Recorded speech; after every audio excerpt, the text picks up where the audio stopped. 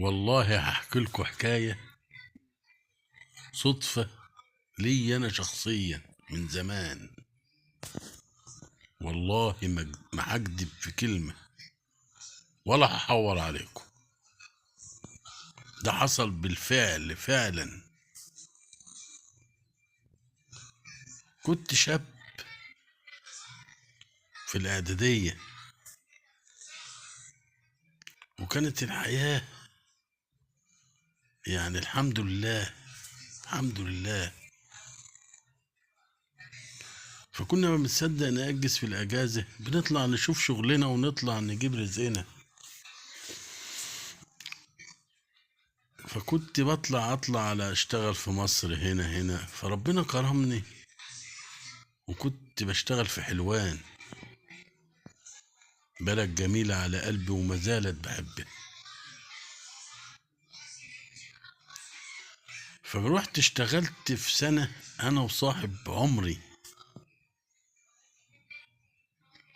اشتغلنا فيها وقعدنا فترة، وبعدين رحنا البلد وقضينا المدرسة.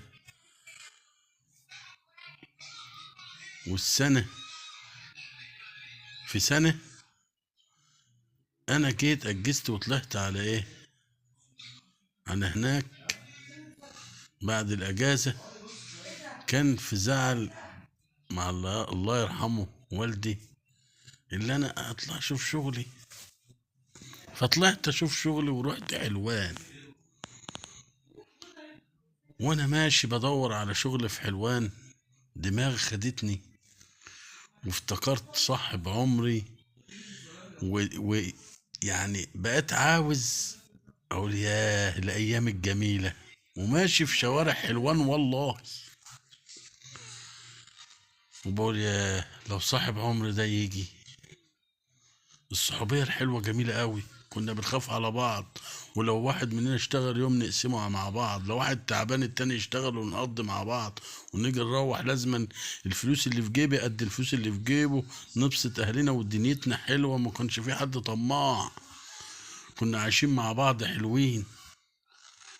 وانا ماشي بقول ياه لو صاحب عمري قابله.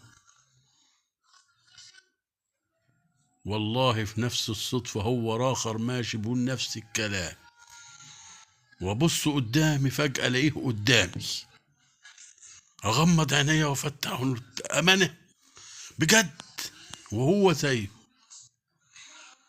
كانت صدفة جميلة.